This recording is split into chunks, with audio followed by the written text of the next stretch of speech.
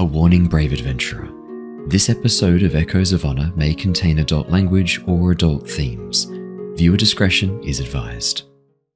Hello everybody. Hello there, I just punched my monitor. Hello there and welcome back to the Lost Archives. My name's Owen and I am abusing my technical friends here tonight, my technical requirements for streaming. Hope you guys are doing really well. We are back. We are diving straight back into our Cosmere RPG, Echoes of Honor, set in the world of the Stormlight Archive by Brandon Sanderson. Super excited to be diving in once again. We've got an apology tonight from Ash, who is away on holiday. He is not able to join us, so I will play the character of Alaran. We may have an apology from Matt, or he may be running late. We do not yet know 100% yet, so I'll keep you posted. So I'll play the character of Rav-eth until either Matt returns or the episode is all finished. Super quick announcements to share before we begin. I don't think I've got anything else super fun to share before we dive on in. Anything else super fun or interesting before we do our recap?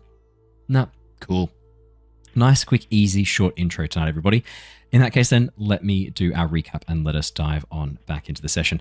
Our story follows a group of unlikely allies and friends, survivors of an attack on their caravan, now banded together under the banner of Bright Lord Bethab to seek those responsible.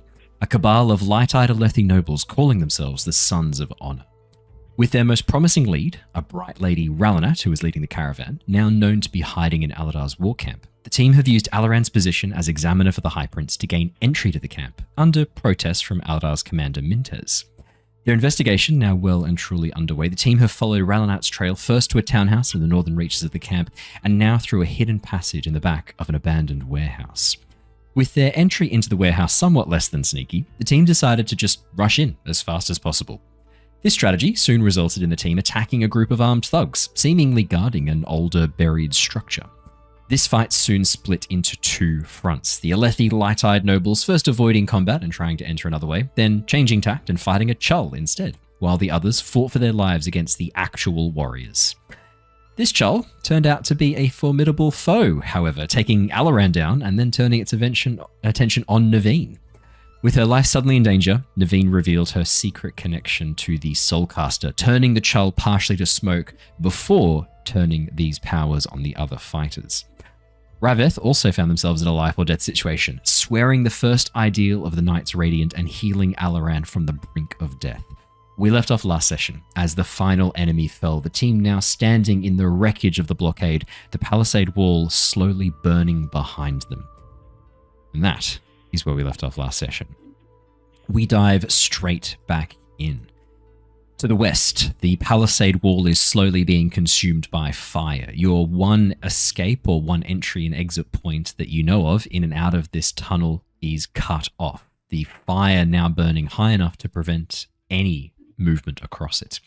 The smoke that's billowing up is collecting along the ceiling, following the natural passage of the tunnel up towards the east, rising as it does so. Directly to the north, you can see the enormous gate that has been set into the wall, a recent addition to these far older structures, half buried in the creme over years, decades, maybe even longer. Around you are the fallen bodies of those Aelthi that you have slain. The campfire that you are currently clustered around, marked with blood stains and the smell of burning flesh from one of the warriors who fell against its side. Cowering in the far corner is a Chull, its stone shell having been partially turned to smoke by Neivien's soul casting, hiding behind a wagon attempting to avoid the rest of you. And that is where we left off last session. So, as all of you benefit from your level up, leave your health as is. You'll need to get that back on a rest. But you do have this opportunity to secure the area, maybe have a bit of a moment to catch your breath after that pretty intense fight, and explore the ruins of this far older location you now find yourselves in. And so we're all fairly safe from the little Kremlins that were over there feasting on eyes and things? I believe Neivien did a check on those and knows that fire is a repellent to them. The swarms of far more aggressive Kremlings that were up through that north western passage. The Shellmites. I think it was Neivien who rolled that check. Correct me if I'm wrong. I think that was Alaran, actually. Was it Alaran? Was it? Okay. Then Alaran shares with you. I'm pretty sure those creatures won't come near the fire as long as it's burning. They won't have any reason to. And I don't know if you guys could see, but through that gap in the passageway, it looks like they had quite a bit of meat to get through. Excuse me, sorry, making me a bit sick. A bit of meat that they were still getting through. As he looks up towards the fallen archers. Okay. Well, there's plenty more meat if we need to distract them. Maybe that's not a bad idea. We could throw the bodies over the wall so that even if they do come near the fire, there's food for them instead. Naveen's going to kind of lurch to the side and stumble on to the ground, and is kind of just hyperventilating and scrabbling at the Soulcaster to try and get it off her hand, like just blind panic and kind of struggling to get it off. It's like her hands are not working properly. I think Rav-eth would be the one to kind of notice this, given that Rav-eth was near you for most of this, for this interaction. You watch as Rav-eth drops down next to you for a moment. Their skin's still glowing as Stormlight is still at this point radiating off them, slowly disappearing. Neivien, are you okay? What's going on? Just get it off me. I can't. Just get this storming thing off me. Okay, I can give you a bit of hand with that, but I mean that was amazing. I think you saved our lives in that moment there. But no, okay. I just need a moment. I just need a moment. Neivien, as you scrabble with the latch, you finally click the gold chains, the Soulcaster dropping off, the ring slipping through your fingers as it lands onto the ground in front of you. Those wisps of smoke that were still rising from your fingers begin to dissipate, and you watch as the gem, that smoke stone, still glowing with stormlight, but fainter now, seems to go dark.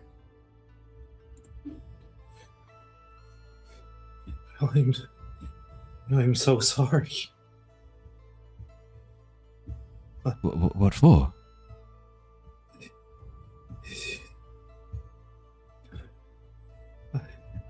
She just kind of shakes her head, and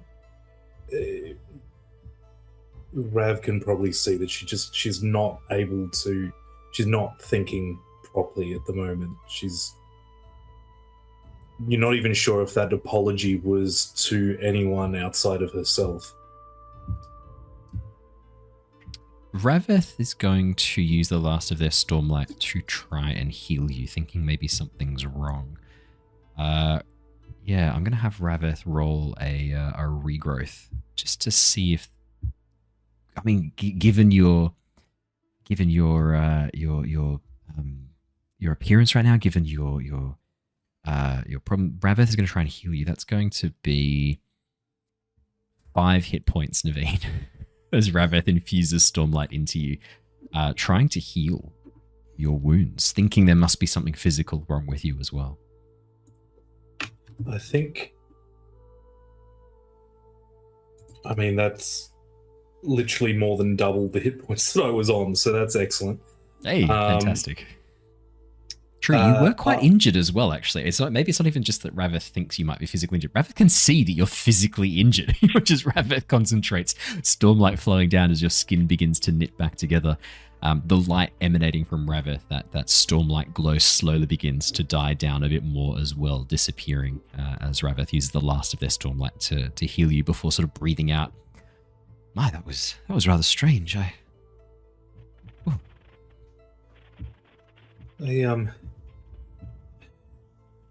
Thank you.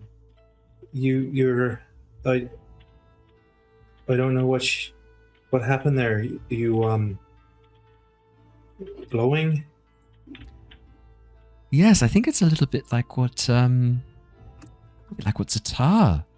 does. You know how Ztar has that sort of spread that's been following them. Well, I'd seen one for a bit as well.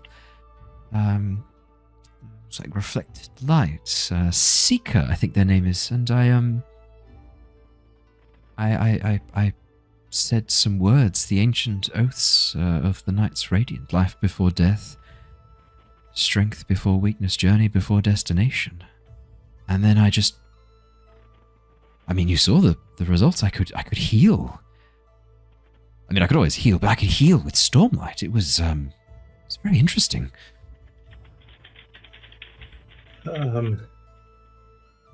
It is. I don't want to be rude, Rav.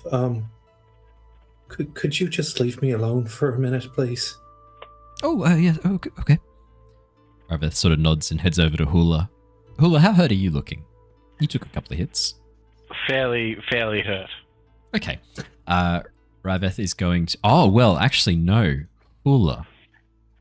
As you stand there, looking down at the bodies of the warriors at your feet, you watch as a section of the stone wall in front of you begins to cut and break as a tiny stone figure steps forth. The peak spren, Tuala that you've been speaking to. Tula? Tuala? Tula. Tula. Hula and Tula. Okay. You watch as Tula steps out and looks up at you before gesturing for you to put your hand, gesturing down, come on, pick me up then. I'm not bending my neck all the way up to look at you up there, you big tall lummox. Yes, of course. And then, over with reverence, I'll give her a little bow, bend down to pick her up and lift her up to eye level. Oh, thank you. Real gentleman. So, you did a really good job there. You were protecting your friends, you were getting in the way of those strikes, blocking those nasty, nasty men from attacking those around you. You've been working very hard. Hold up some spheres. Bring them close to your face. Okay, I'll rifle in my pocket and look for some of the spheres that I've got that are infused. As you bring them up, you feel a warmth to them in your fingers, a warmth that you did not feel before. Well, go on then, breathe it in, lad. Go on, take a deep breath. Breathe them in, the whole gem. No, not the glass. Just the Stormlight. Breathe it in. Just big breath. 1, 2. You can do it. As you do so, you watch as the light streams from the gemstones into you, Hula. You may use. You are fully infused. This fully infuses you with Stormlight. You may use the Stormlight regeneration to heal yourself. Ooh. You're not ready. You're not ready for the surges yet. Not quite ready to swear the words, but you've made great strides. I mean, the fact that you can breathe in Stormlight's a mark of that. You've been working really hard, Hula. Keep it up. Keep protecting your friends. Be the Stoneward that I know you can be. And before too long, you'll be doing incredible things as well.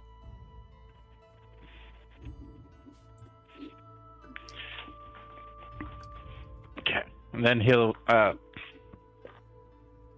do I release the breath of Stormlight? Or you can spend it as to do regenerate to get your health back up if you like. You could just spend so you've got full investiture. I think you've got 5 points. So just keep going. Yeah. Just spend it, and you can just keep spending that as much as you want.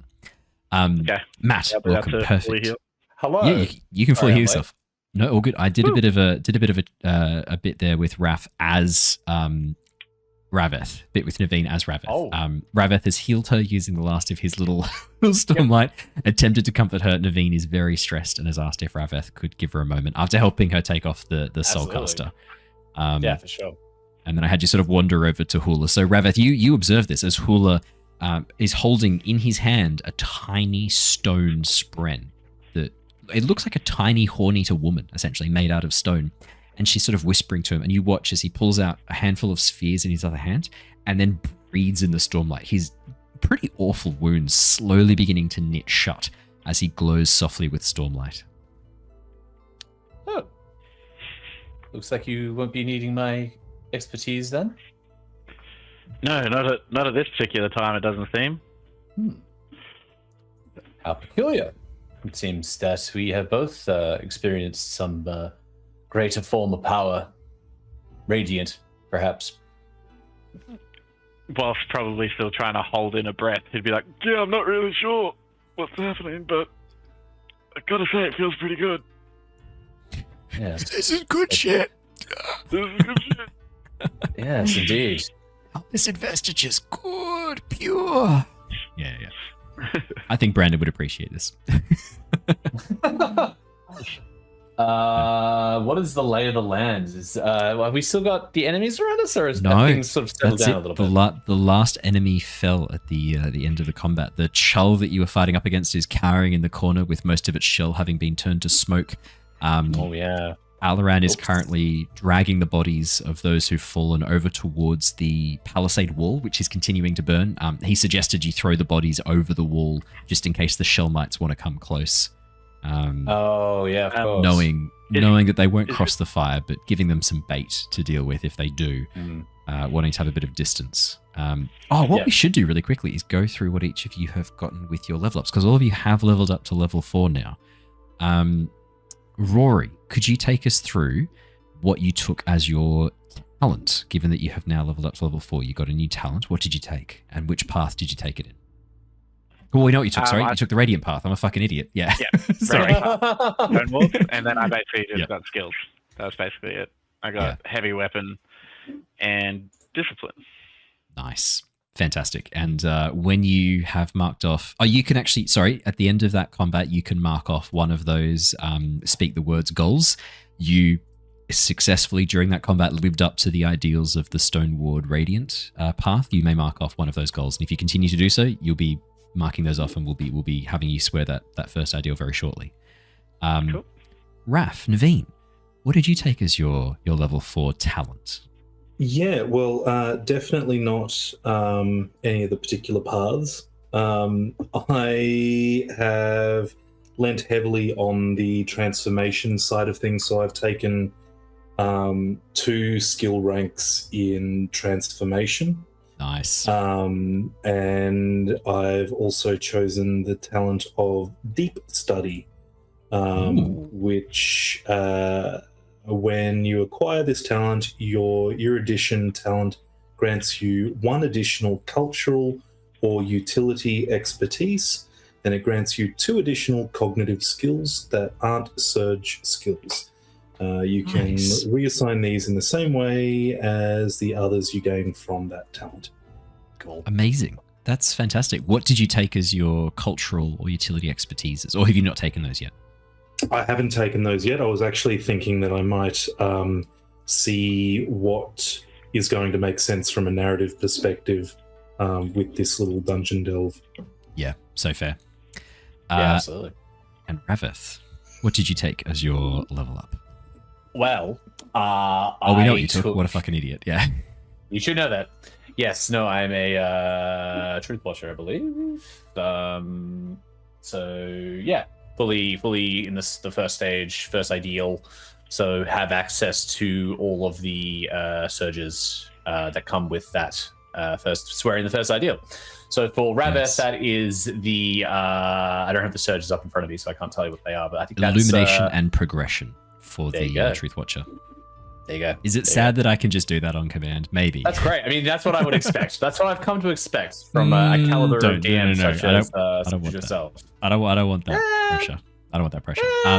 But illumination is light weaving, which is amazing, and progression is obviously healing, which is fantastic. Yeah, so light weaving will be a lot of fun to muck around with, actually. Oh yeah, and obviously progression is good. I think I was trying to figure it out. I think being like some people, when I was doing my little bit of homework into this, a lot of people are like, oh, but if you're a surgeon, you being a radiant and having the healing is pointless. And that's like, well, actually, the surgeon's abilities do scale really well with the healing factor, so it's actually not a bad thing. They kind of pair together. So they really do. It's very good. Yeah, no, they actually they pair really well together. I've seen that same argument online, and then I saw one of the designers jump into I think it was the Demiplane forum, basically like outline why they're wrong, and I was like, "Damn, son, you're spot on. That's fantastic. Coming in and correcting people's wrong. That's fantastic. I love great. that." Yep. Arguing in the comments. Yes. I think I saw the same thing, and I was like, "Yeah, that's sick. Okay, cool. Let's go to that then."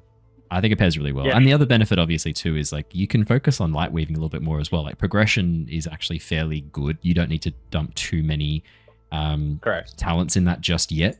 Later on, I think there's more, like when you're coming up against shard bearers and things like that, obviously you want to have a bit more of the regrowth abilities in that particular instance. But for now, when you're dealing with people who don't have surges, who don't have shard blades, you've got an opportunity to kind of branch a bit more in some of those other pathways, which is nice. The light weaving is a really interesting one, actually. Not something that we have a great deal of access to outside of what the Truthwatcher is. I mean, in this particular party, in this particular instance, it's a pretty unique ability, I would say, within the party. So it will be very interesting to explore it.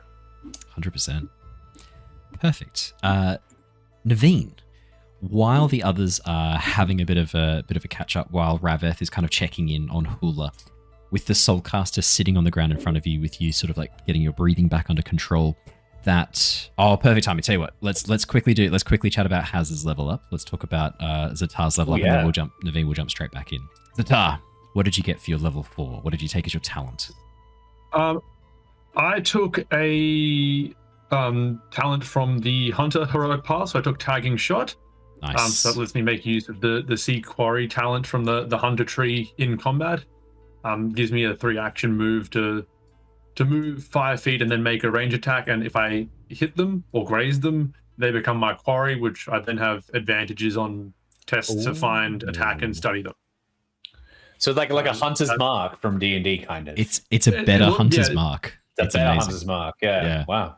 If you've played Pathfinder, it's not too different to that, where it starts as a thing that doesn't really work until you take a few skills to get it going. But that seems to be the one from this to get it going. So that was from the Archer tree. And then I took some skills. I ranked up Gravitation, and I ranked up something else. I forgot now.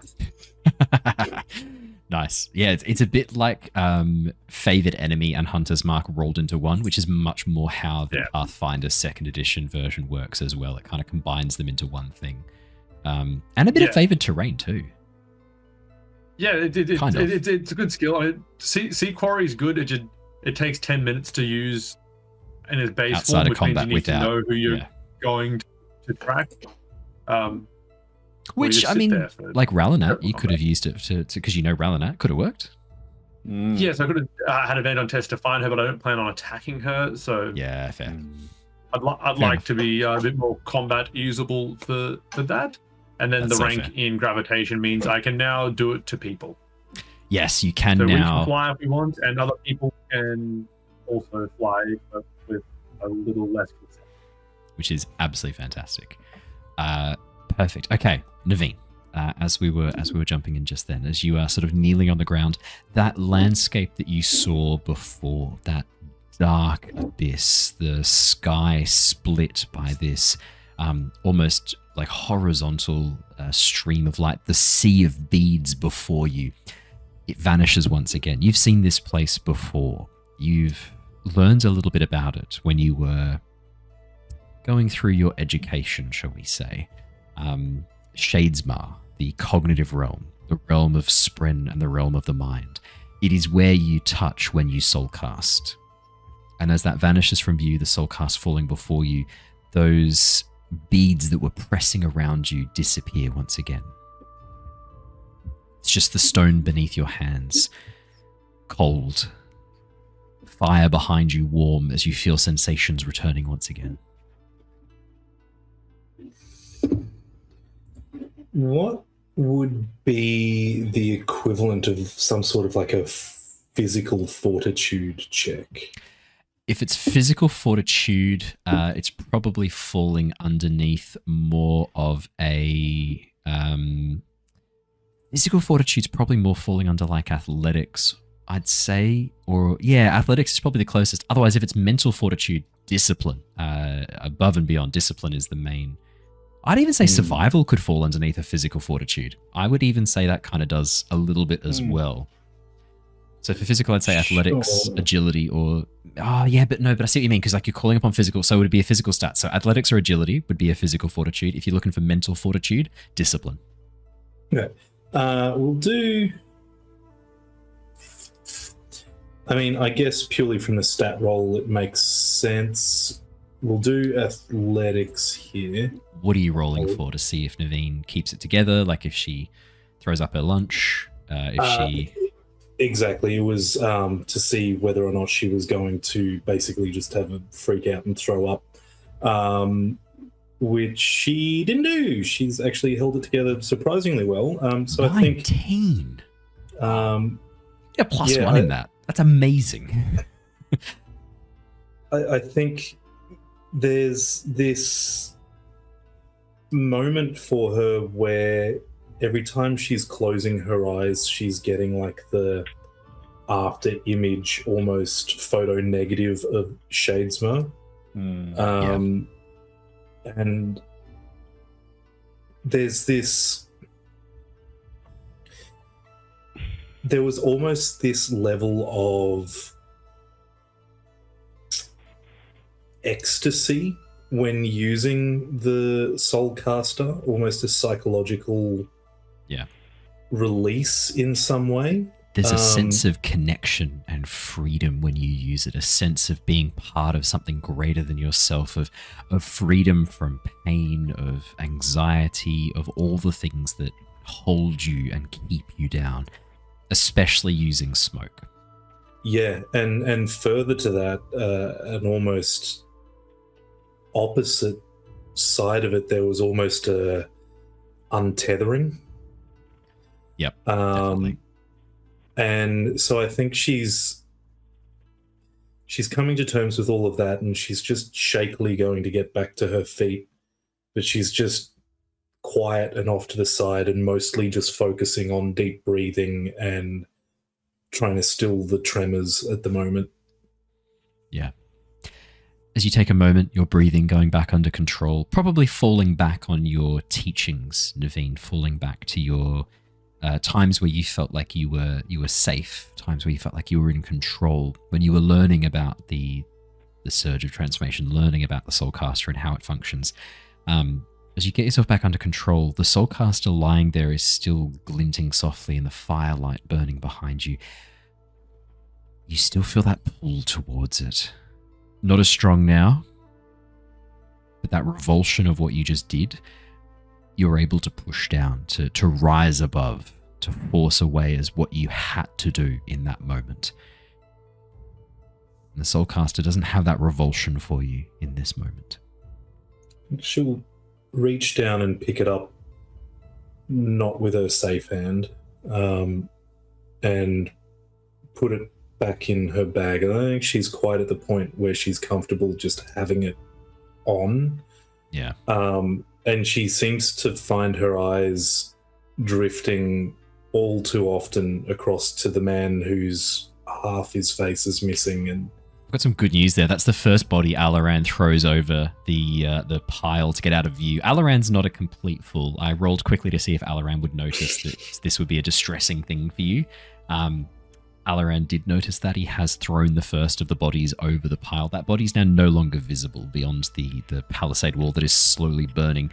Alaran is having trouble with the other bodies, though, given this one was only half a body. It was a bit easier for him to throw it over. The others are still full bodies. And as Alaran sort of goes to drag another one back, you watch as he turns towards you, Ztar, looks down at the body, looks up at you and goes, I don't suppose you have any way of making this lighter or helping me alloop? Just to keep the shell mites from coming and eating us.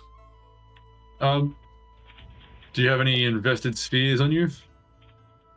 Yep. He reaches down, opens his pouch, and holds it up before you. I have a breathe, and then, I just do like a single lashing upwards, so it's essentially just weightless and just. Whoop. So half lash up, a half lash down, and then just push. Yeah. Nice. You watch they're already naturally a full lash down, right? So true. So yeah, you're right. It'd just be a single lash up. You watch as the bodies rise, and then you just push them, and they slowly, almost like they're in space, float out before they bump into the wall, and you reclaim your Stormlight. Oh no, I don't think they're probably too far away. The Stormlight naturally runs out. He watches the bodies one by one drop into the hallway beyond. Alaran sort of dusting his hands off and going, "Yeah, that was much easier. Yeah, thank you." No worries, Alaran. Are you doing okay after that fight? Well, We all agree these are bad people now? Well, I took a mortal injury from a chull, so I'm not feeling particularly great about myself, but I did get back up again, thanks to Rav-eth. So Nice scar. Nice scar, though. And look, it is always... We don't always see eye to eye, but something that I always find admirable is if one gets knocked down and they get back up again, and they're never going to keep me down, okay? That's all I'm going to say about it. They're never going to keep me down, okay? I won't let them. Sorry, I don't know if that translates. It's a Parchendi expression. There's a whole rhythm that goes along with it. But yeah, the rhythm of tub thumping, I believe. You're very, very learned in our ways. You didn't expect that. Wow. We have a similar saying amongst the Aelthi. Does Alaran have expertise in tub thumping? Yes. Tub thumping. Well, he's got expertise in being knocked down, so therefore, I would Is that a argue. cultural expertise? Yeah. Cultural expertise. Well, Oh, sorry. I'll remove the You archer did as well. Thank you. You also did well. You rushing to place yourself between Neivien and the child was one of the most foolish and brave things I've seen from anyone, let alone a light-eyed princeling. So, well done. I couldn't very well let it kill Neivien. I mean, or any of you. A lot of people would. You look, and regardless, it still takes a lot to throw oneself in front of a carriage-sized crab. This is a battle child, right? Like, they've trained this to be far more effective on the field, right? I think I overheard them referring to her as Chelsea, and I think she's their pet. She also looks quite old for a child. No, surely she's been crossbred with like a white spine or even a chasm fiend. No? Could be a baby chasm fiend, you're right. Yes. Maybe that's why Nevien's intimidation dance didn't work. I think Nevien's intimidation dance didn't work because it wasn't very intimidating. I mean, to be fair, that despite what that shell may or may not be, it did indeed inflict some pretty heavy wounds on you both, you and Neivien. Did Neivien get stabbed through her belly? Did I see that correctly? Yes, and I apparently knitted it together with Stormlight. I think that was you did, yes, a first for my medical career. Yeah, that's pretty awesome. I take it. You found a spell of your own. You found the words. I did. They came to me during the moment when all seemed bleak. It came to me, and I think Neivien is probably grateful for it, aren't you, Neivien? Is your spleen okay?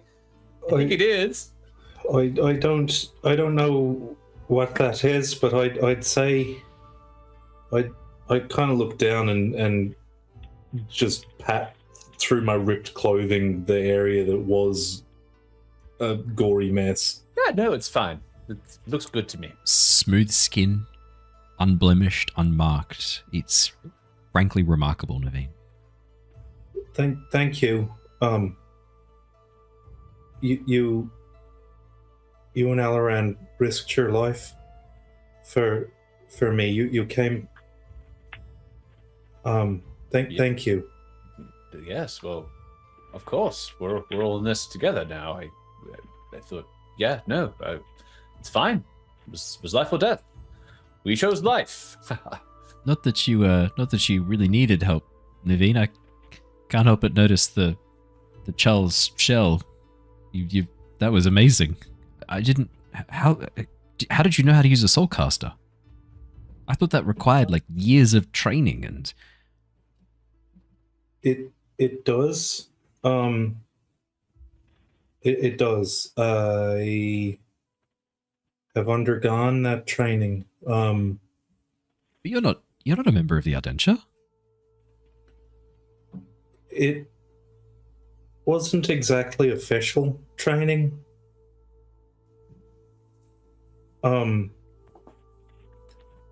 Perhaps now is not quite the right time for this discussion. We can talk about it later when we're perhaps in a more suitable environs. I've never used one, but I haven't killed anyone before, and there's a lot of emotions that I'm trying to unpack at the moment. I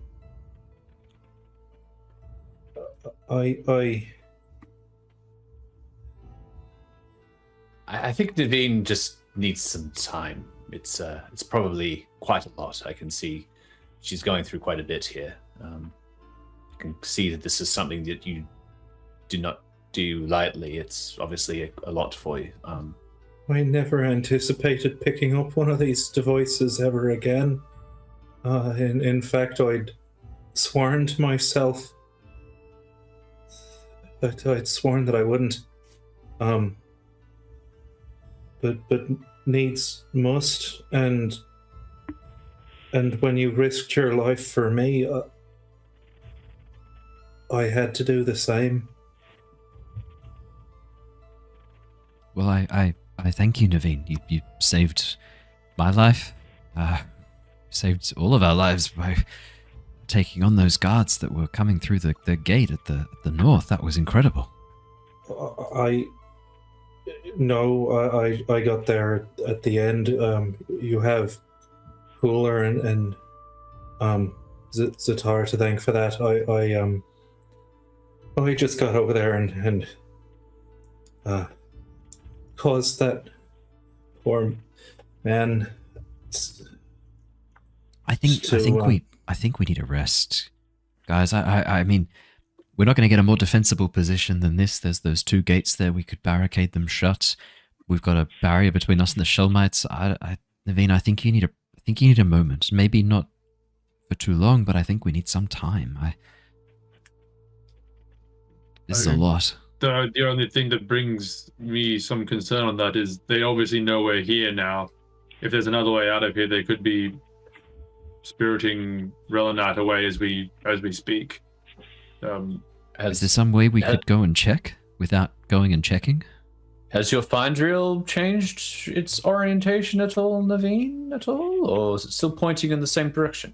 She's going to pull it out. It probably takes her a little bit longer than it normally would because her hands are shaking so much. Take your time. It's fine. Neivien, Did we the dial is still search pointed. the bodies? I've assumed you guys did a bit of a search of the bodies before you threw them over the thing. Essentially, you find a whole bunch of stuff that if you add up in value... do you want me to go through it just in case there's any better weapons or armor than what you currently have? Yeah. I was more looking for written confirmation that they were bad guys. Like a note being like... They had a business card on them. It was like, that guys are us? Yeah. So you want like a note being like, today I kicked 13 Axehound puppies.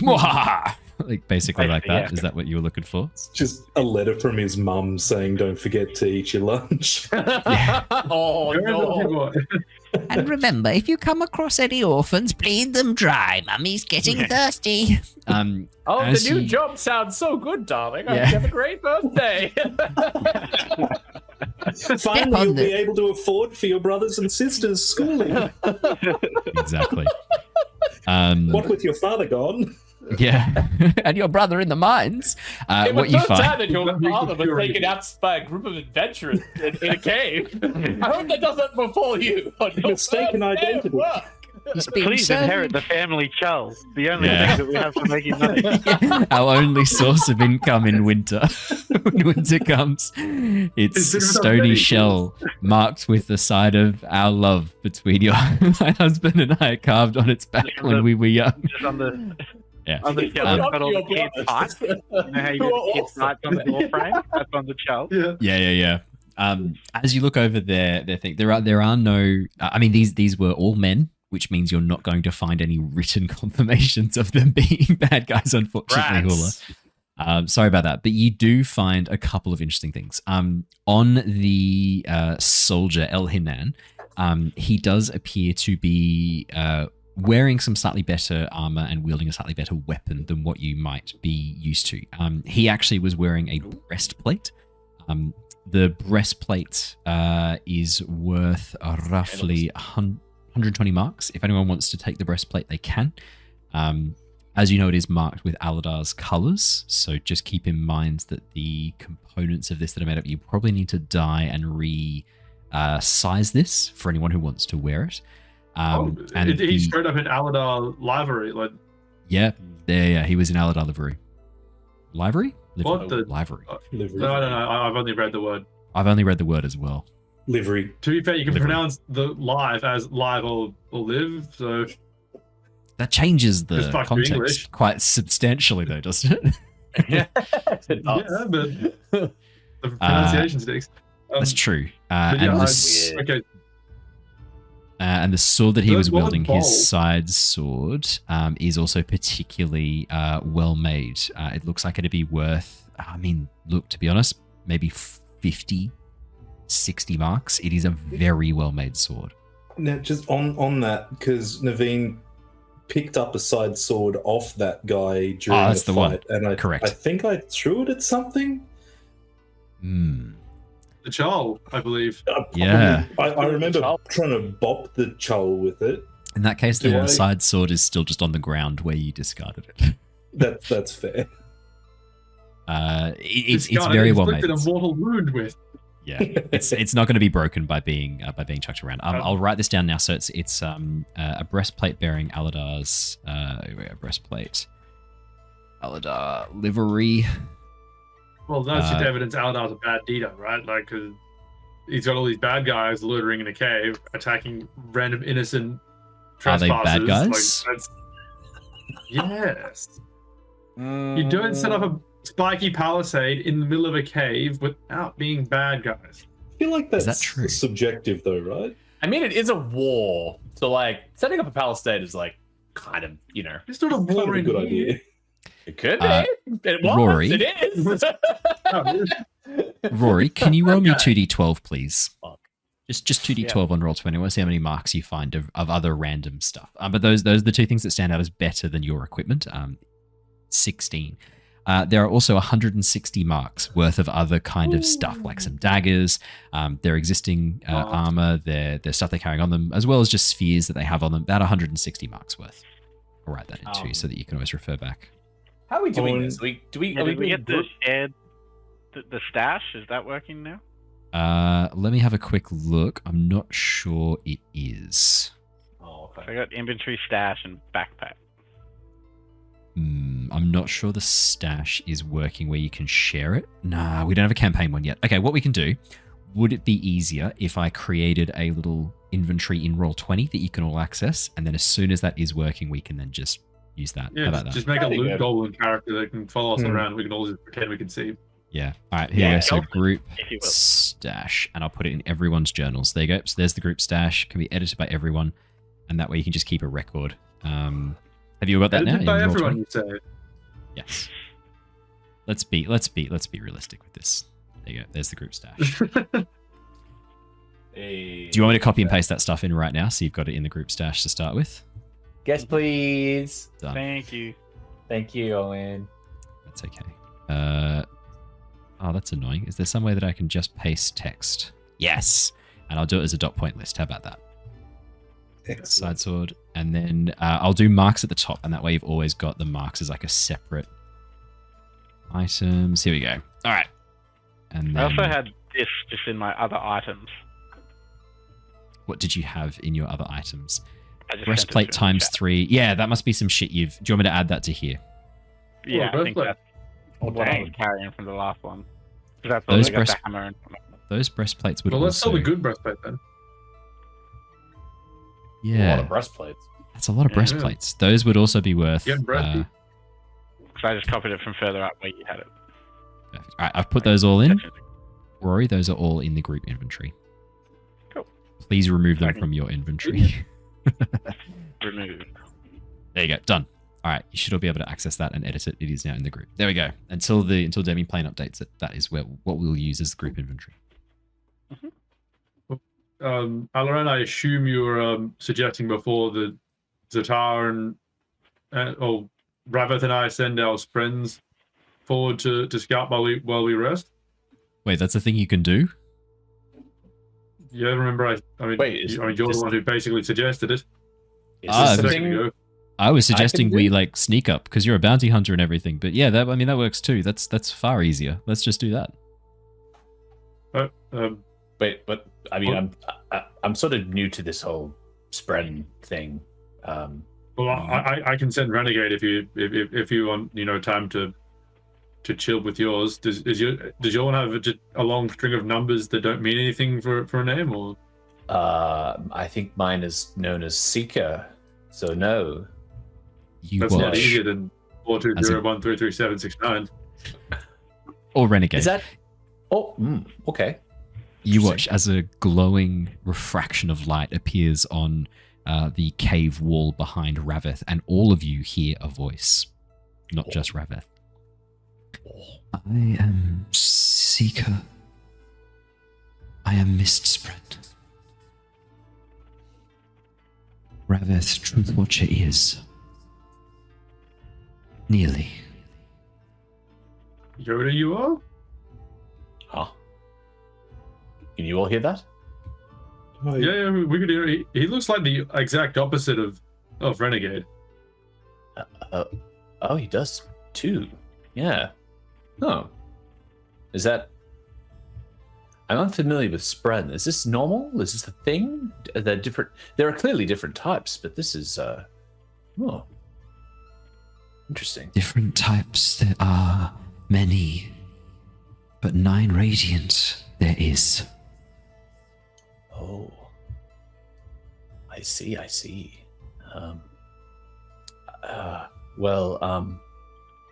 Seeker, I'm unfamiliar with the norms and customs of this. Ztar seems more proficient, but are you able to assist us in scouting ahead and making sure the area here is safe? Going with Renegade, I think. Yeah. Rennie. The high Spren, but yeah, I guess trust we need to not. make sure they're not moving. Because they're higher than Mist. Mist is quite low. High is usually higher than Mist. Right? Singer speaks like Aelthi, like human. Why? Yeah, that's rather strange coming from you, Ztar. Where is this coming from? I mean, I'm more perplexed that your friend seems to think. I mean, what? Parshendi can't learn another language? Not language, not words. The meaning of speaks as if hierarchy. Why? I don't know. I just assumed the word high was higher than Mist. I don't know. You were saying you don't trust him. My boy's been solid.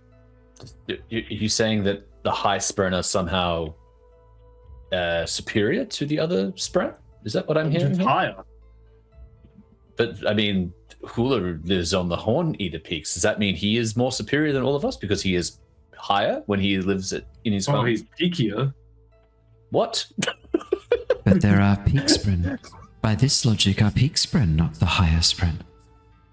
Well, I've been. Hula step out at this point. You are there. You're over the whole conversation, Hula. You can hear all of this going down. Yeah. But yeah, is Tula still in my hand listening into this talk of? Oh yeah, Tula would still be there. Yeah, Tula's still there. She's just sort of actually at this point, Tula has wandered up onto your shoulder and is currently sitting there, clutching onto your layered fabric sort of sash, watching this all with amusement, kind of smiling. She leans in and whispers to you. Yeah, the high Spren aren't necessarily greatly trusted amongst other Spren. But this Miss Spren's talking in riddles. I don't know, it seems like it's a bit daft. Yes, they go well together. Yeah, they're going to be a great team. I can't see this going any wrong at all. Mostly because Hula wouldn't necessarily know a lot of the medical jargon you're talking of. most of the time. She's like, what's wrong with this guy? It's interesting, and obviously correct as I am in this debate. Perhaps we should get them scouting to see if Relinat's being moved and if we need to hurry, or if we have time to let Neivien and Alaran recover a bit from their shell-based injuries. I don't think I actually got around to looking at the find reel. What's it doing? Still pointing. Mostly north, vaguely east. And it doesn't have a up and down axis, does it? It's purely... It's a compass that you've modified to create this. It would be pointing towards her span read, right? Correct. Span read. So do we perhaps think that maybe there's a chance that she did not have her span read on her when she was abducted? I mean, there's always that possibility, but it's pointing the same direction as the drag marks and the foot marks were. And True. I mean, there's nothing to say that she still has it on her now. I mean, I don't understand why she personally would have the other end of her own span read regardless. But actually, excellent point. Yeah, why did we assume that led to Relinat? We're following someone. Yeah. Look, we're following someone. That's all that matters. I love 7 sessions on. You've finally just realized that this cannot possibly lead to Relinat. It was her span read you adjusted into this. Oh, fantastic. Yep. People can have two of things. Right. She might. But the statistical chance of it. So we're back to square one. I think we leave here and head back to the camp, and we'll just start this again. Wait. I want to know how this thing. Let's follow this. Hold on. You're saying that we killed all these people for nothing? I mean, we might have had a little bit of an oversight here.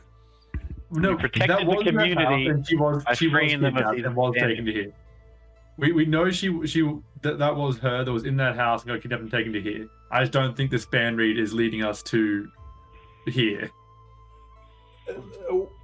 Well, I mean, we're here already. There's only one way to find out, right? Because we didn't follow the track reel to this location. We followed the tracks that they left from this house. So, well, the track reel did happen to lead to this warehouse. That's the funny thing. Ren, do you want to scout ahead, make sure Relinat's still here? Because if they look like they're moving her, then we probably need to rush. If they don't, then we'll heal these guys up. I will do as my radiant commands. You hear from the Mist-Spren Seeker. A few moments later, you watch as a little rend in space opens next to you, Ztar. To help differentiate between Renegade and Seeker, with your approval, what do you think of this voice for Renegade as? I am Renegade. Spren. Oh, hell yeah. Yeah, that's cool. Done. You watch, for those who are fans of our Return of the Giant campaign, they're going to immediately recognize that voice, which I'm sure Matt does. Don't worry about it. I'm using it for multiple things. You watch as Renegade appears before you.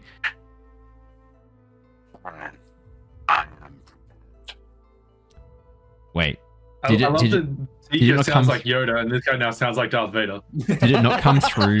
Oh no! Did it not come through for the Twitch stream? When you say you heard nothing, do you mean you hear nothing as in you're not making the comparison to Return of the Giants, or did the voice not work? No, the voice isn't working.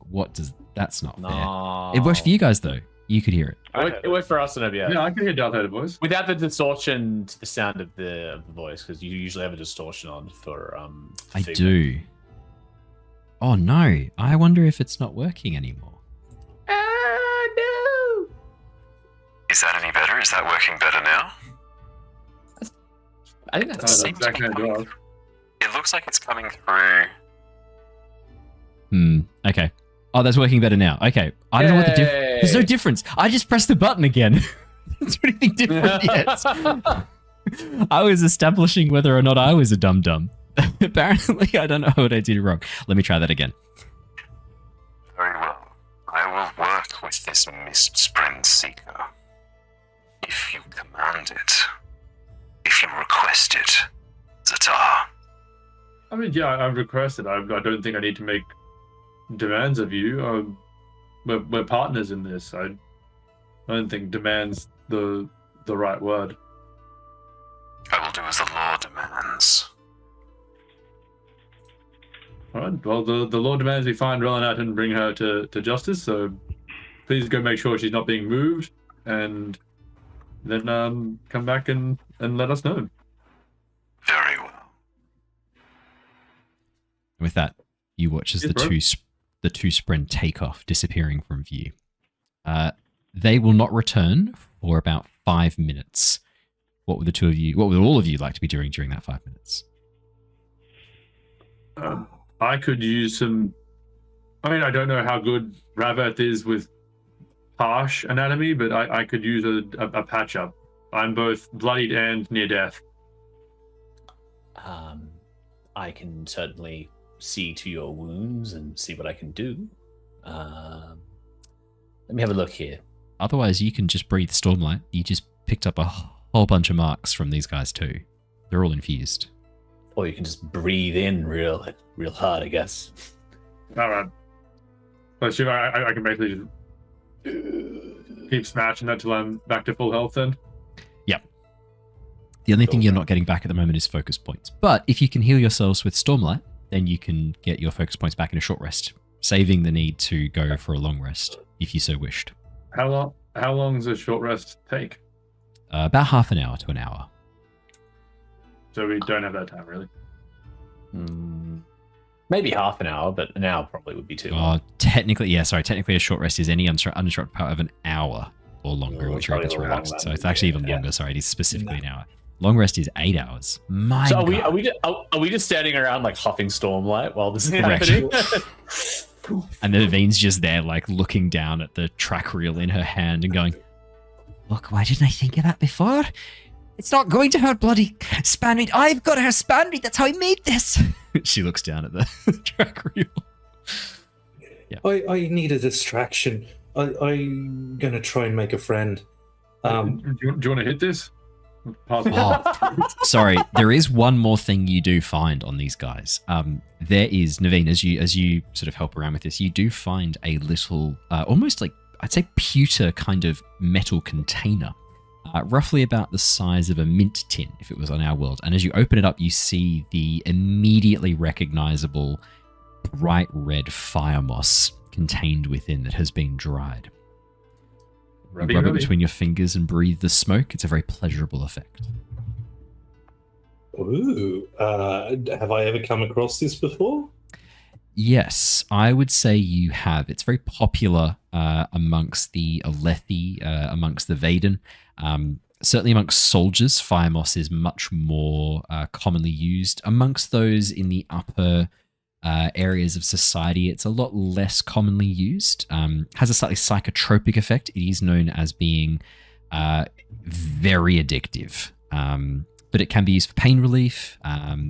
It's also quite able to help focus the mind, help the user feel relaxed and euphoric. Yeah, I'll hit that. I could use some relaxing. I'm guessing I'd know how much I need to be taking of that. I'm not just going to huff the tin. You don't have the tin. You basically take the dried moss between your fingers, you rub it, and it releases this kind of ember-like smoke. It glows softly as it does so, and you breathe in the smoke. So people who use a lot of fire moss have scarred fingers from the burns on their fingers from rubbing it. Cool. I'm going to huff some of that. It's so easy to get Raph to do drugs in these games. I literally just have to go, there's a drug. Immediately, Raph's character's like, ooh, a drug you say. In the games. Yeah,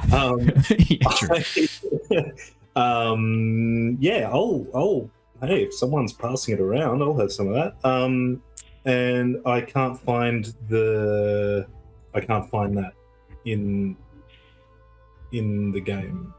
It's not something I can add to the inventory. Fire moss. It should be. Fire moss should be there. No? Let me look again. I couldn't see it. It definitely should be. Let me know if you can't find it. I'll see if I can add it, because I know there's actually an effect of it. One of the enemies, I think it's the criminal. The crime boss has an action for two actions. He can grind fire moss and inhale the smoke, regaining 6 focus. It's nuts. Whoa! No, it's not coming up for me, Owen. I'll need you to I'll add it as a custom. add it, I'm guessing. I can do that for you if you like. I'll add it as a custom right now for you. If you use it, you'll regain 2 focus by using the fire moss. It's not enough to be addicted, but I'm going to mark off that you've used it once. Yeah, sweet. I'll gain a couple of focus. That sounds healthy. Actually, no, I don't need to right now. I've got 5 focus. I've got all. Do you want to grind the fire moss then, just for fun? Yeah, I need something to stabilize my nerves a little bit. So I'm gonna do that. And while these guys are just kind of huffing Stormlight and talking about that stuff, Naivien's kind of kicking herself about the good catch, about the the Spanreed fuck up, and is just going to head over towards the Chull, actually. This went so well last time. If anyone else wants some fire moss, the tin of fire moss has 6 uses in it. Neivien has used 1 of them, leaving 5 left. Fire moss isn't illegal, is it? It's only illegal to be publicly intoxicated on fire moss. That's the only legal requirement, the only legal limit. Then, yeah, fuck it, I'll have a little rub. Great. I wonder if it works on Parshendi. I'll rub it out there. Wow. Does it work on... I don't think it works. There's nothing saying it works on singers. I think it only works on humans. Well, wait, hang on. Racist. Biology's racist. Biology is racist. Fire moss. I don't think it works on... Okay. We don't think it works on Parshendi. It only... the effects are only listed for humans. I'm so sorry. Oh. I am going to rule. I am going to rule about? It does nothing. That humans and singers are similar enough in this way. The way that it works is a psychotropic. I'm going to say that human and singer brains work similarly enough that it does have the same effect on you. I'm going to rule that now. But would it be more or less addictive for you? I'll have a think about that. Well, for the moment, I'll mark off that you've had a go. Given it's native to your planet, probably not. Yeah. Yeah, probably not. Probably less. If it's native to yeah. Yeah, I just need my focus to throw my daggers. you may mark off. Yeah, exactly. Yeah, just a little bit focus. I am now keeping track of how many times you have all used certain consumables that are addictive. I have an addiction table that I've made up for this. Because it's me. Yep. Is the sleeping powder that I got from the alchemist / apothecary, is that addictive as well? It is mildly addictive, yes. Mildly. Fire moss is strongly addictive. Oh, okay. So like a little bit before bed is like fine. In my experience. Yeah. That's how addiction works, right? You like Yeah. Is anyone else partaking of the fire moss just while I'm marking off everyone's addiction levels in this? I mean, look, I probably should, but I'm not going to in this case. Okay. Naveen doesn't have any other issues as a character, so I may as well get addicted to something. Well, So I was fair. gonna recommend a blend of the dried coral blend for later, but That's I'll very hold on. mildly addictive. It's alcohol is just as addictive as that. Just so you know. So It's fine. yeah. It's fine. Mixing my uppers and my downers. Yeah, true. Everyone knows that the human body loves those mixed signals. Loves them. Absolutely. Love it. Alrighty. Hula, are you taking any fire moss? Nope. Okay. What a pure boy. I'm proud of you. And so is your spren. Tula pats you on the shoulder. I'm proud of you. You're not giving in to peer pressure and you're protecting your friends from the dangers of addiction. Well done. Cute. I honestly would have thought Tula would have wanted to hit. She seems like she'd party. She does, but Look, I'd she's say not nothing quite to a enough in this realm yet.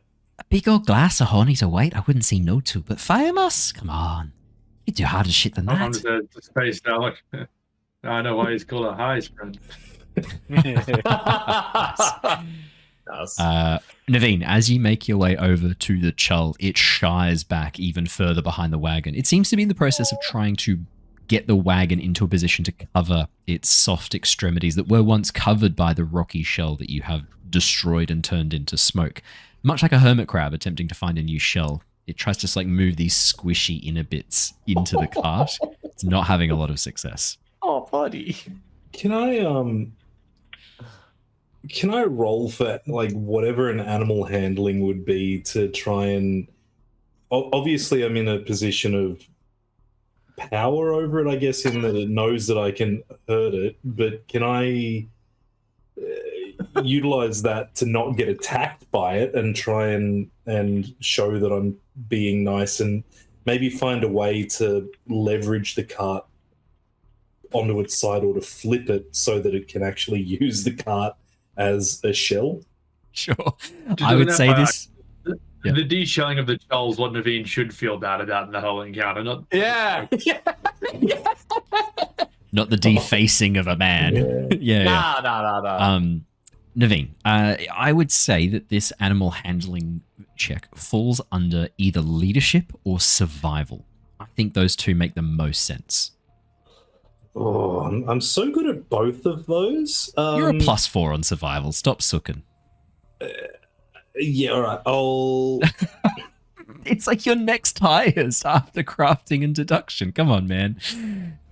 Yeah, but all right.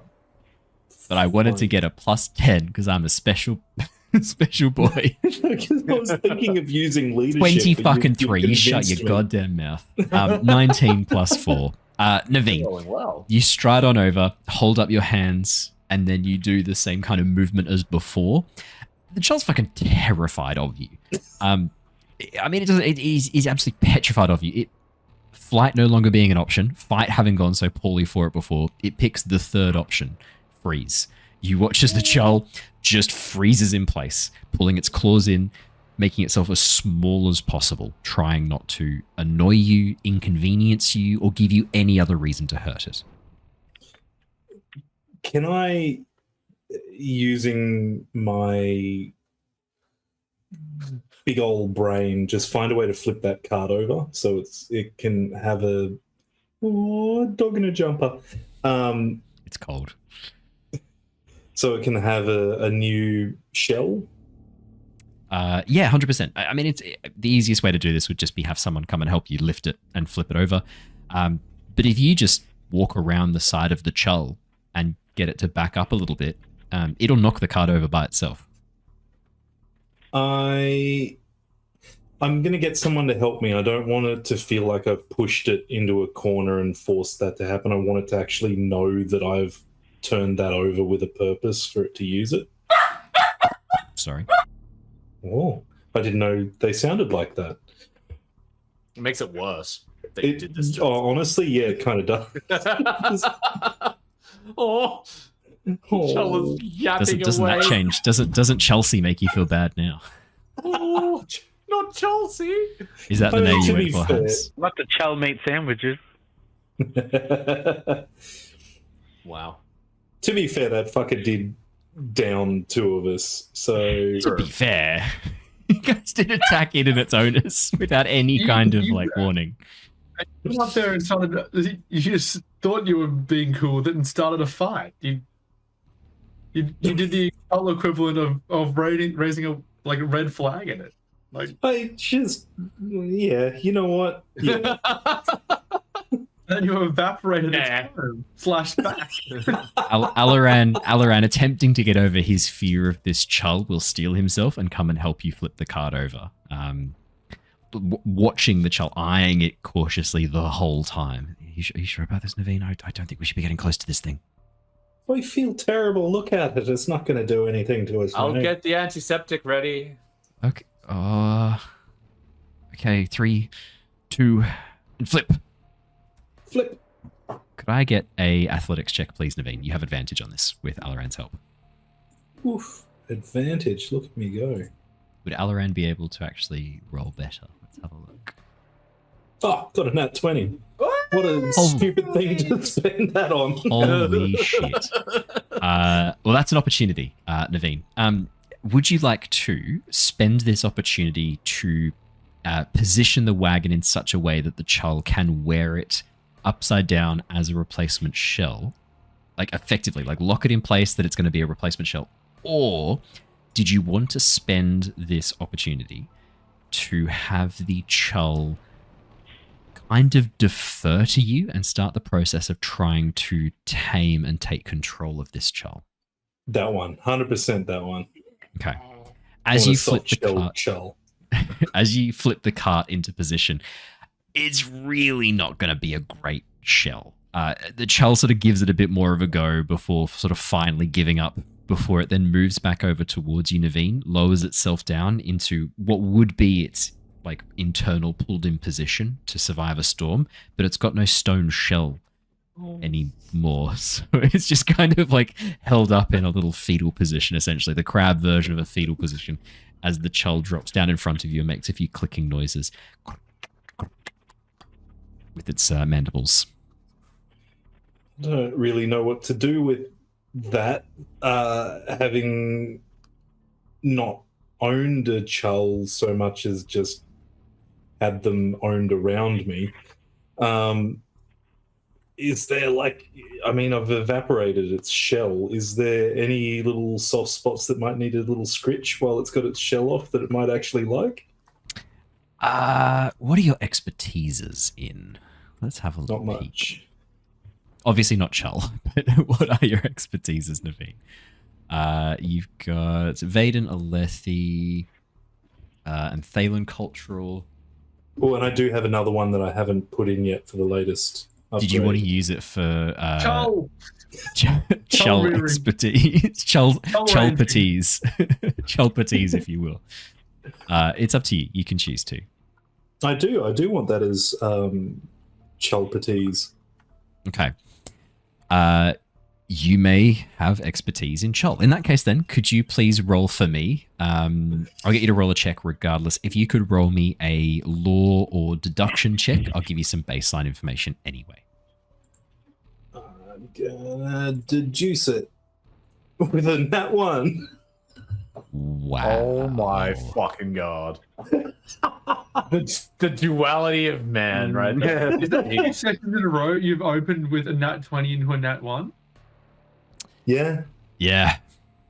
Neivien, Chulls are the pupil version of Storm Riders, a species of flying Chull that they emerge into once they have finished pupating. By removing this Chull's shell, it will pupate far sooner. Soon it will spin a web of creme and mucus around itself, a cocoon of creme and mucus around itself, before it grows its wings and evolves to its higher form of a Storm Rider. Oh, I guess it's going to need lots of food for the Lots pupation. of food. Yeah, somewhere quiet. Maybe down here in the caverns is a good spot for it, yeah. Good. All right. I'll try and feed it something. Yeah. Give it a There's bit a of lot food. There's a lot of bodies just over the firewall. Once they've burned down, a lot of food for the Chull. True. All right. I guess I'll leave him to his happy little feast after the fire's gone down. Pat him.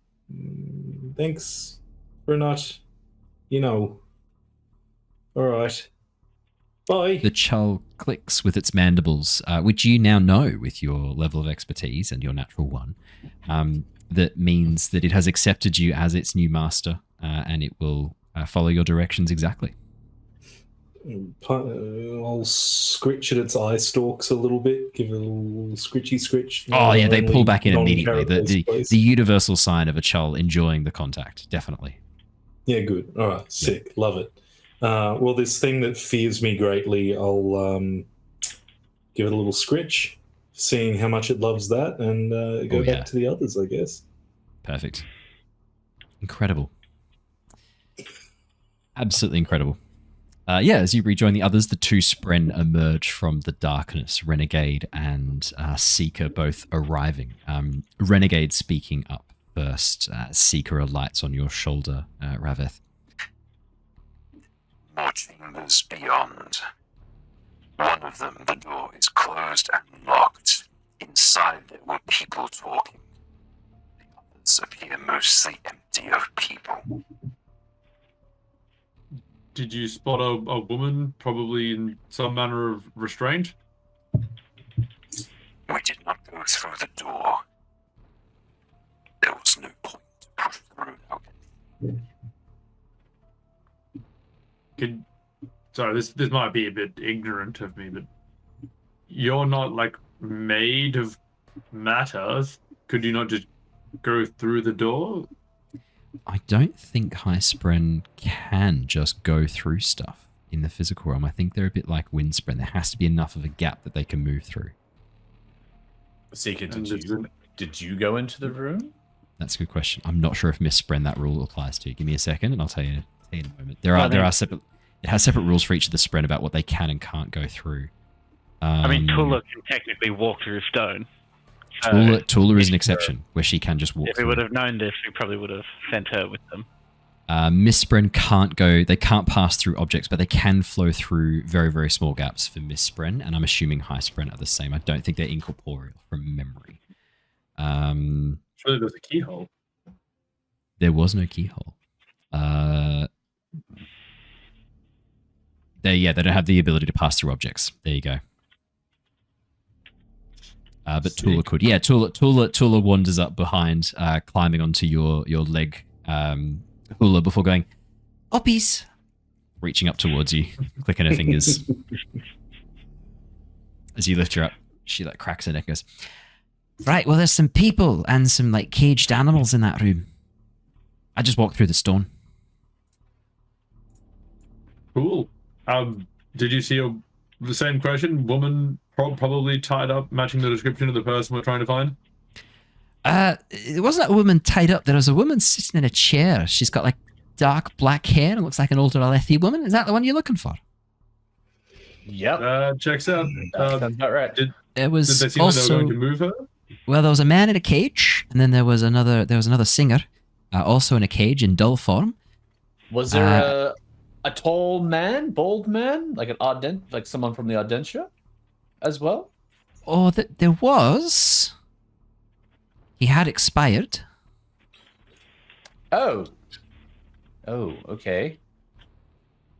So, sorry, you said there was a singer. You like an actual intelligent one like me in dull form, or like a parchment, like one of the people in slave form? I'm not. I'm a bit hazy on the difference. Unfortunately, my mind's not fully. I'm not fully here yet. Once Hula swears more of the oaths, I'll have a bit more of myself here. But I'm not 100% sure. Could be slave form, could be dull form. I don't know. Dokes. But they didn't seem to be in any rush to move. No, the woman was talking angrily to two other people. They were hooded. One was had like long eyebrows. The hair was like grown out of her face and everything. All right. Well, seems like maybe our assumption of kidnapping wasn't fully accurate. But they're still bad people. I mean, it just raises more questions, doesn't I'm it? now having a little bit of a think about this. You know how earlier on in this whole catastrophe of events, we used that span reed to pretend to be Relanat. Yes. Yes, I recall. And the response that we got to that was go back to the hideout. Are you thinking this is the hideout? I mean, she's sitting in a room. Who's to say that Heidi Outie. it may not have necessarily been her who got dragged back here? Oh. Maybe it was someone else.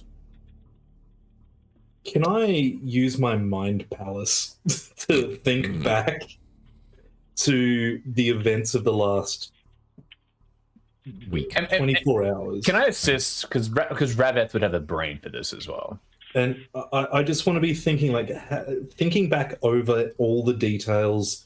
Is there anything that we've missed or glossed over that actually stands out in hindsight for any of these pieces? You may both roll a deduction check. Hell yeah. Or a law check. I'd allow law too. Oh boy. Neivien, that's a 10.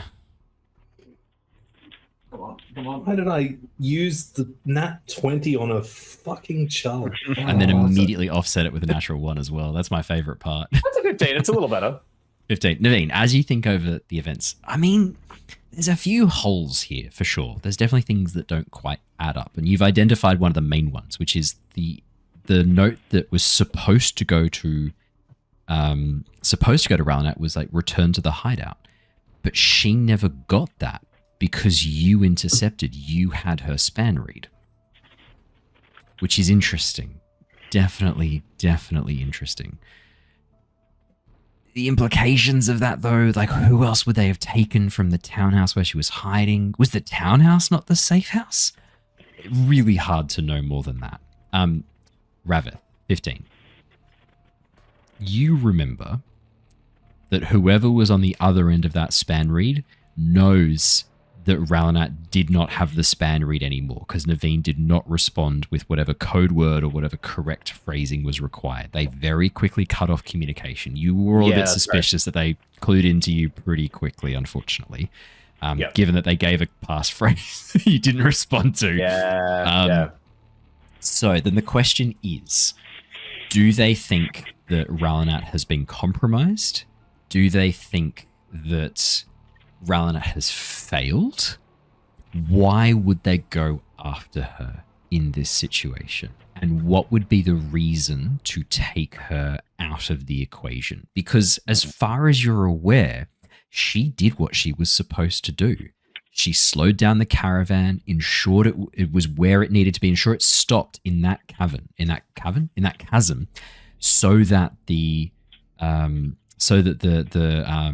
Aelthi could attack it, so that it could be attacked by Bright Lord Rezi and his contingent. But you got away. Not just you, a few people got away. Was she supposed to make sure they were all dead? There was some discussion of a shipment that she was also supposed to be protecting. Was that the reason for the attack, to cover up and hide whatever this shipment was, so that it wouldn't be searched or discovered as it was taken through into the Shattered Plains? But then where is that shipment? Yeah. Neivien was there. You rushed over to see what Ralanat was up to, Neivien, and you saw her packing a chest up before she took off. Maybe that was the shipment. Maybe she was supposed to hand it off, but clearly she hasn't done so.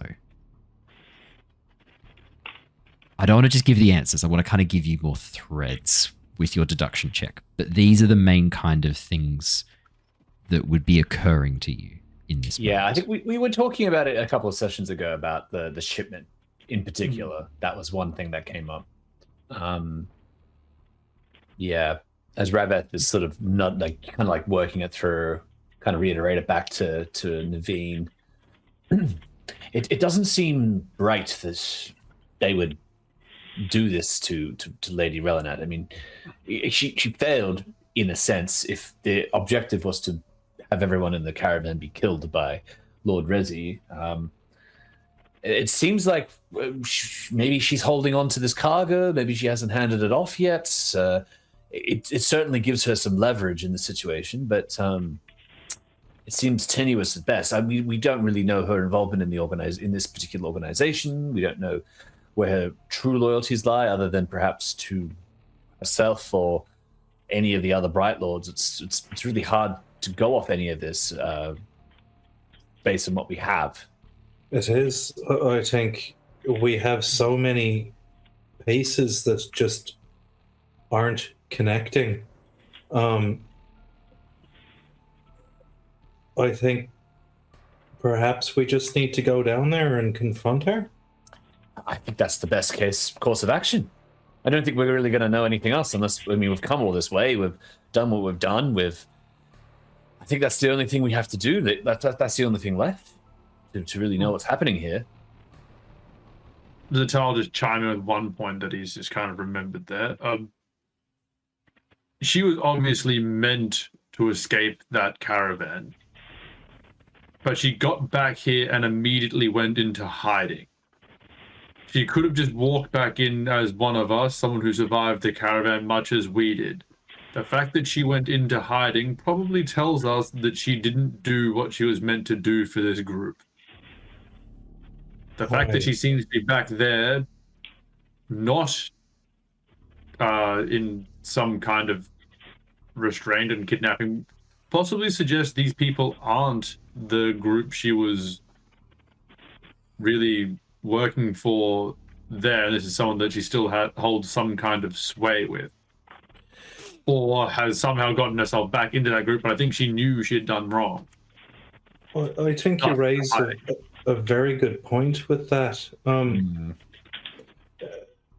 Further, and possibly more immediate, your little Spren friends,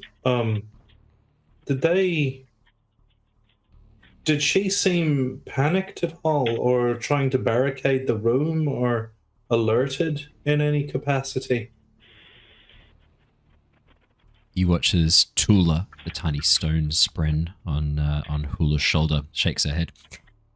No, it didn't look like it. I gotta say, the room was fairly soundproof and locked off. I mean, the fact that these two couldn't squeeze through, it took me walking through the walls that meant that I could see what was going on. I'm not sure they've heard of what's happening outside. I'm not sure they're even aware that things are going wrong. It sounds to me as we have some time. I think yes, but also no, because right now we could catch them unawares.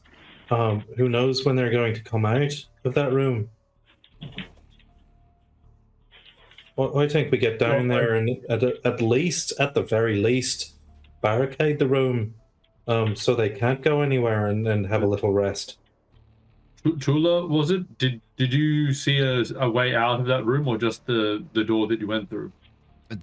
I did a bit of a look around. I knew that'd be one of the questions you asked, and I've been around for a while. I'm a pretty savvy peaksprin. There's no secret passageways that I could spy. There's no other ways out of that room apart from that door there. It's an old building, this. It looks like it was once part of a larger series of structures buried underneath the plains. Well, then I think the appropriate course of action is to head down there, camp outside that room. We can have a break there, and if someone goes to open it, we do what we've done best so far, which is rush in, kill the bad guys, keep enough alive to ask questions. Don't kill Relinat yet. I think I agree. I agree with Ztar on that. That's probably our best way forward. There's more than one way into the room, or at least the corridor outside of it. There are natural chasms and pathways that have been carved out of the stone, not too far east of here. Perhaps you could use it to break through the wall into the room as well. Would Kool-Aid guide them? Neivien, do you think you'd be able to turn some rock to smoke for us? It might be too soon for Neivien to. I mean, I don't want to speak on Neivien's behalf, but do you feel like you're up to that? As a last resort, if there's no other way, all right. I mean, that's the goal. But Well, Ztar, could you turn some wall into not wall with your approach? actually, yes, I could probably just decay the door. Would probably be the easiest. The stone doesn't decay, but I assume the door's made of not stone, so yeah, I could probably just do that. The door is stone, Ztar. Who the hell makes a stone door? How does that even swing? Like, that's a ludicrous material to build of doors. It slides. Well, that's even worse. But on hinges, then I could have just decayed the hinges. But can I? Renegade, can we use division on rock? I assume probably the effect would be minimal because rock's essentially permanent. But Yeah, it's a good question. Let me have a All quick rocks peek. become around. sand eventually. Granite decays. Yeah, I'm pretty sure you can on rock. Okay. Let's have a Alphite look. decays, quartz. oh, because I mean, it says Hell of a it pipe, but it decays it. But I mean, if something doesn't decay, like I could iron would rust, wood would rot, Crumble Eagle into dust or fall apart in other ways. Yeah, I'd say that it to decay a character, object, or area within your reach. Destroy an object, spin investiture. I guess an object doesn't say it can't. Yeah. Yeah, I look. I'd rule that it definitely can. Entropy Yeah. claims us all. I could not these powers that I've encountered. Oh, here we go. I found it. It's a harder DC check. Solids like metal, stone, and crystal require a harder. It's a DC 20. Fuck. Okay. So clean air is 0, vapors 5, liquids 10, organics 15, and solids 20. That is Oh, wow. brutal. So it's much, much harder. I mean, if once we enter the room, or if we do decide on a more direct approach and destroy part of the wall, if we need to make it look like it's still in one piece, I could try and use some of the power that I've gained from Seeker. I could perhaps put an illusion up to cover out tracks. Maybe. could we send Chelsea through the door at high speed under a light illusion for something? Well, we could pretend she's a cart, I guess. What would you want it to be an illusion of? I think Chelsea's been through enough. Poor creature. What are the chasm fiend? I guess. What, a teeny tiny one? Well, we have. I don't think if we have the light weaver illusion, we can make it not that tiny. I'm sorry, I don't know what that is. The light image thing. What? Yeah. Do we? What you have mean? that? Are we aware of that yet? Are you referring to the power that I have gained that I have yet to show? Yes. That even I am assumed unsure we could about. do everything about it.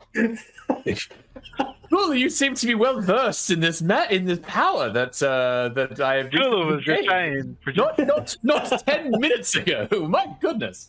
Was there a radiant handbook that they handed out? Did I miss the memo? I didn't attend radiant school. You think you're a radiant? What? You think you're a radiant? Well, I'm not sure, and I can breathe in Stormlight now, and I mean I healed your gaping wound. Not, I would like to say through the skill of my surgical hand, but I think there was a lot more going on in that moment. I think you and I know that. Whether or not it's radiant or not, I'm not quite sure myself. I don't want to downplay any of your whatever powers, but radiance. I mean, Seeker asked me to speak the words, and I did. So, I mean, the words are what are they not? Are they not these are not the words? Well, I don't know. He's speaking words constantly. What's? I don't know. I mean, I thought my powers were similar to what Ztar has displayed previously. Well, I agree, but you're calling yourselves Radiance? No. The friend have called us that. They call it, at least he called me that. I assumed Seiko said something similar to you, Rav-eth? Yes. Yep. I'm going with that. You seem jealous, Neivien. No. You can be a superhero too if you want. It's not. No, the Radiants, they're not good. What? What do you mean? they betrayed us all. I mean, that was we talked about this. There was a discourse between what the Aelthi, what the Vorin has told you, and what truly happened. I thought we discussed this. It's not. None of us were around then. It's just a lot to take in. I guess. Call yourselves what you want.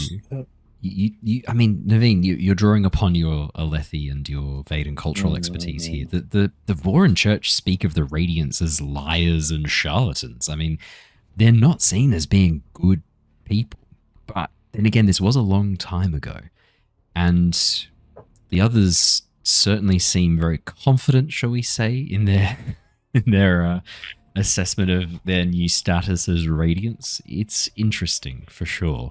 This is no longer just your Parshman friend, your Parshendi friend showing off some weird relationship with a Spren. This is now multiple people. Hula seems to have a Spren companion. Alaran seems strangely quiet while this is going on, looking down and keeping to himself.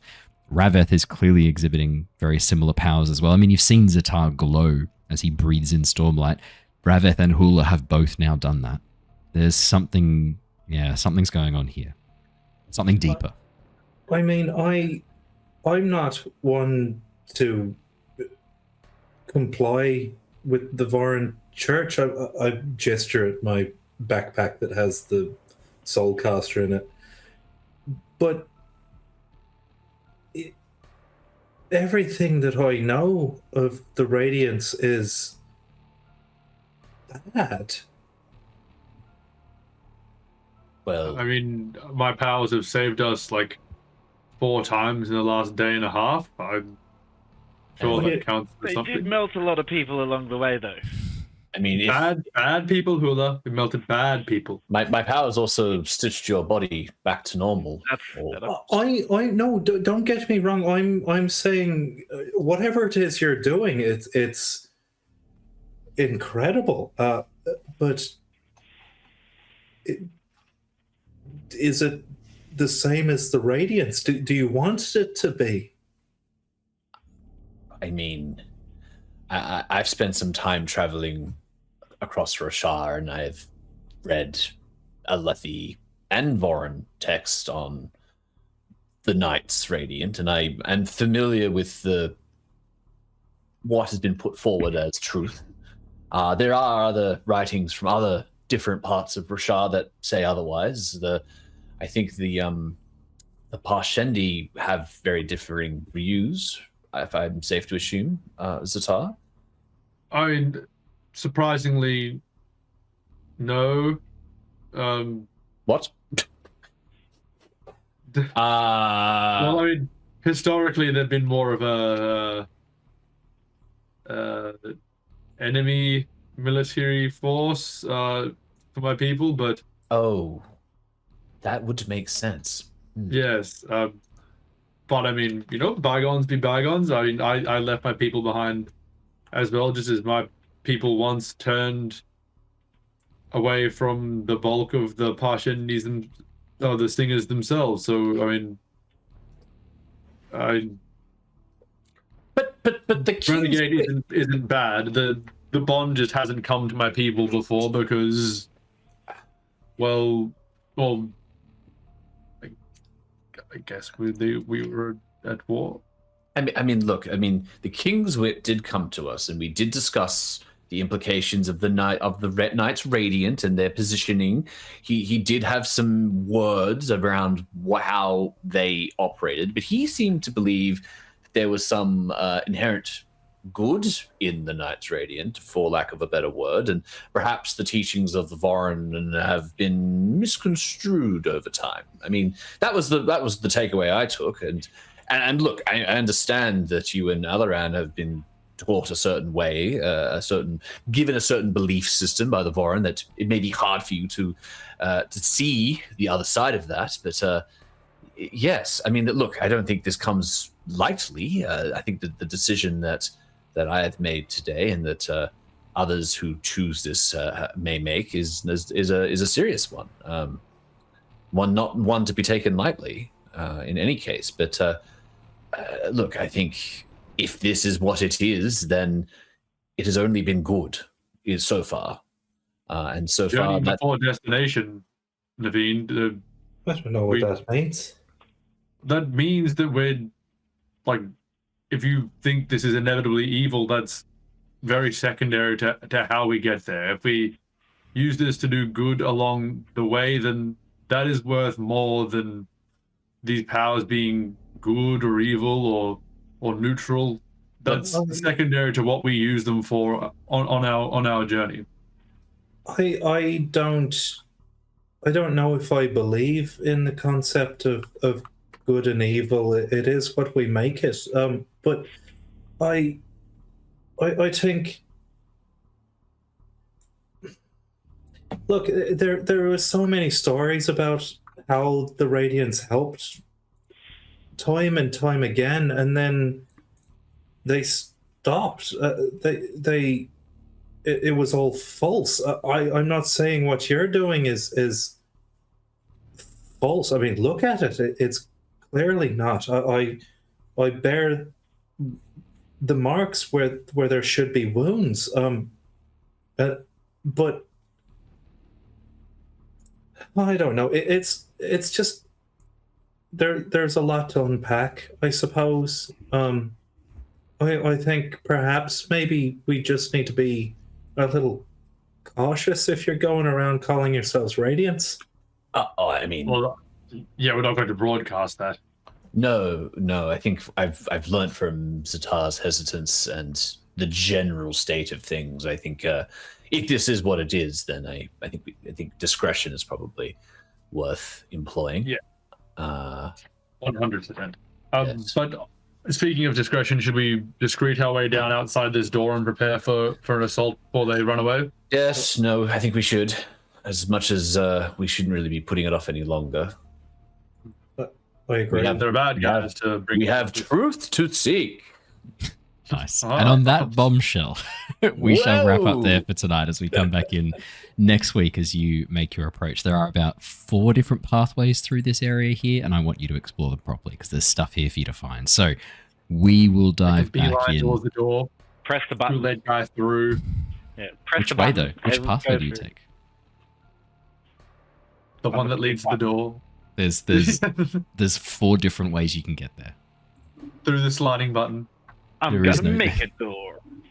Well, that is where we will wrap up for tonight, everybody. We will see you all next week for more Echoes of Honor. Tuesday night, tomorrow night, for more Tales from the Yawning Portal, and Wednesday night for our Return of the Giants campaign. Tales from the Yawning Portal and Return of the Giants, both D&D. Cosmere is our Monday night sessions, although we will be doing Cosmere on a Wednesday night very, very shortly, now that Mistborn is imminently coming out. I should share with you guys the image of the Mistwraith that was released the other day. They released some artwork. Brotherwise Games released some artwork of the Mistwraith. Holy shit, it looks good. I will send it through. Oh, yeah. It looks very cool. amazing. It's genuinely one of the creepiest things I've ever seen in my life. It's so good. It's I way can better than what I guarantee imagined. it's not how I imagined it. No, it will be. It's actually better than I Yeah. imagined. It captures the essence of what I thought and is better in every way than what I thought. I'd love to get your thoughts. I'm sure it.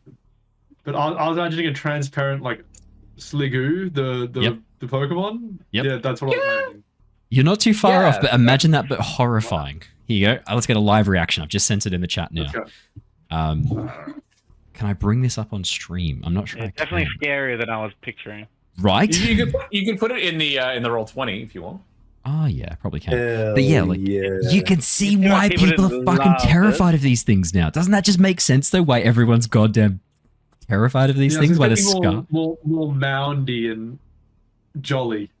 Nope, not jolly. This is more like bony and not jolly. It is. Beatable joll, yeah. I need to find out who the artist was because my god, they are good. It is amazing. That is absolutely horrifying. And if I went back and reread the description from the first book when Vin first sees one, and I was like, damn, this is pretty much exactly what they described. Yeah. It's incredible. Fair. Holy shit. Haz is just he's taking it in. Rory? Yeah, I'm trying to find any other image that says it's not meant to look like that and more like what I was picturing, but What, it seems like it's pretty much that. what were Like you the picturing? goo friendly, like it's the goo friendly, slow moving thing. like a But, big like- sliding like a Like everyone's- gelatinous. and, like, Yeah. But everyone's fucking terrified of these things. Why did you think it was friendly? to be fair, People I'm are terrified of everything. But Well, they- they ended up being like kind of friendly. Like they weren't actually harmful in the end. Yeah, I know, but like the whole thing was that they're so terrifying. Everyone assumes they're like marks of evil that a mistwraith will replace people. That image, that is the kind of creature that spawns a mythology of like changeling-esque, like kidnapping people and replacing them. It's cosmic horror shit. It's fantastic. yeah, it looks Yeah, more like something out of definitely. the thing than what I was picturing. Yeah. I do love. A lot closer to gelatinous cube but like semicircular than No, this thing looks like a specter. It almost looks like. I mean, Mistwraith fits. It feels almost like a specter that has. It feels like partially intangible. It's not just physical. It's Yeah. yeah. I gotta say, I didn't expect it to look like a bunch of bones with a cloth draped over it. it's Yeah. really gooier. Yeah, Yeah, like it's I pretty would gooey I at had the back. expected more goopy though, like more. It's pretty fleshy gooey goopy. at the back. Because it's more like the soft tissue. yeah. I think Yeah. because the bone. Oh, you can actually see the muscles in this. It's incredible. Yeah, It looks it's so good. good. It's unreal art. I'll give you that. But Man, I'm excited.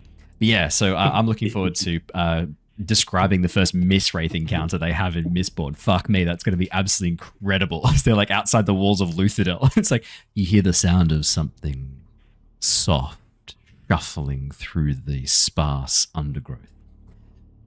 The light reflecting off its surface. Creature.